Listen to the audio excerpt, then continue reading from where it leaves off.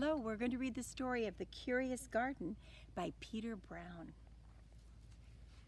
There once was a city without gardens or trees or greenery of any kind.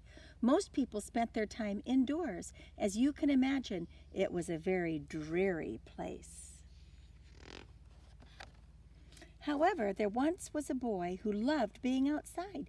Even on drizzly days, while everyone else stayed inside, you could always find Liam happily splashing through his neighborhood. It was on one such morning that Liam made several surprising discoveries. He was wandering around the old railway, as he did from time to time, when he stumbled upon a dark stairwell leading up to the tracks. The railway had stopped working years ago, and since Liam had always wanted to explore the tracks, there was only one thing for the curious boy to do.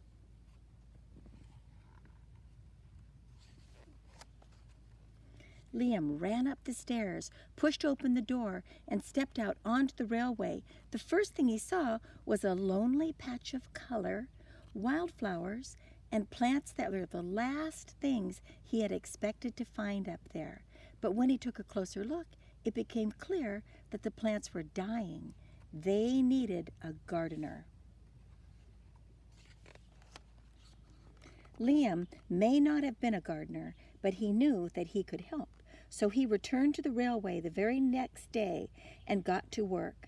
The flowers nearly drowned, and he had a few pruning problems, but the plants patiently waited while Liam found better ways of gardening. As the weeks rolled by, Liam began to feel like a real gardener, and the plants began to feel like a real garden. Most gardens stay in one place, but this was no ordinary garden. With miles of open railway ahead of it, the garden was growing restless. It wanted to explore. The tough little weeds and mosses were the first to move.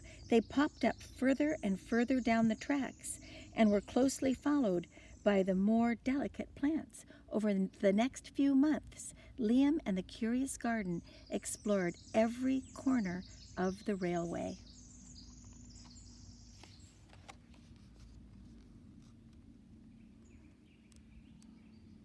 Lots of daisies.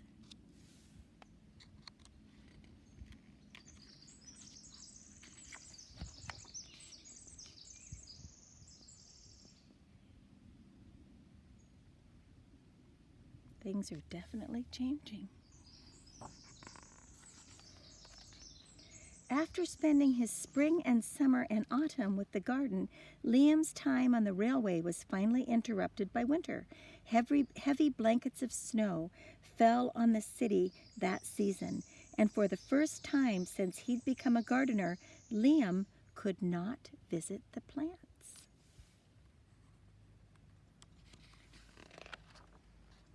Winter had taken a toll on the garden, but thanks to Liam's planning, his handy new tools, and a little help from the sun, the plants soon awoke from their winter's sleep. The garden had always wanted to explore the rest of the city, and that spring it was finally ready to make its move. Once again, the tough little weeds and mosses set out first. They popped up farther and farther from the railway and were closely followed by the more delicate plants. The garden was especially curious about the old forgotten things. A few plants popped up where they didn't belong. Others mysteriously popped up all at once.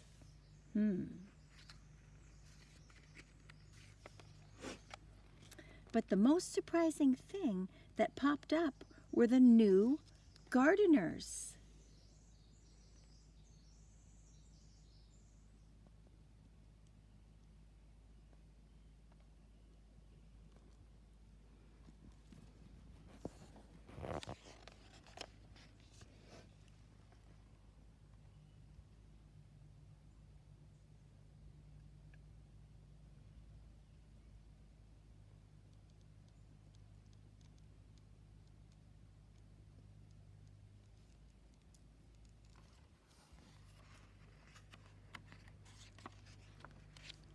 Many years later, the entire city had blossomed. But of all the new gardens, Liam's favorite was where it all began.